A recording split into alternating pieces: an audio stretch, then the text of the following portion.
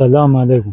د یتیمانانو دا کور مو کتو ښه پکې وګرځېدو راوګرځېدو زه هم ډېر ښکلی دی او کار هم ډېر ښکلی روان دی. په دې کې دا څه چې جوړ شو ستاسو تعاون وي په دې کې باقي به هم ستاسو په تعاون جوړېږي. دلته به 1400 یتیمانان ژوند کوي. دا کور ول زر تر زره جوړ کوي، تعاون کوي. په دې لینټر کې سیمټ والی سریه پکې والی چې دا ماشومان سبق شروع کړي او موږ او تاسو ته به دعاګانې کوو ځکه چې یتیمانان بیا لوپران کېږي او موږ او تاسو له نقصان راکوي. دلته به ښه سړي جوړ شي هغه د خلکو خدمت وکړي. نه خوندناکه خبره به زموږ غي. نبي علیه السلام وایي چې د یتیم کفالت چا وکړو زما سره او په جنت کې برګ ولړي. راځئ چې د دوی کفالت وکړو او نبي علیه السلام سره برګ ودرېږو. راځئ چې ټول دې له په شریکه داسې پورته کړو او دې له دعا وغواړو چې خدای پاک دې پکې خیر ولګوي. امين.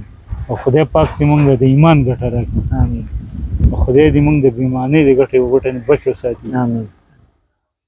او خدای پاک دې موږ د بدو ورځو نه بچ وساتي. امين. او خدای دې زموږ د دنیا او آخرت دواړه ګل ګلزار کړي. امين. د الله په در کې څه کم نشته جزاك او نه پکې څه کمیږي. مهربانه بادشاه دی. جزاك الله.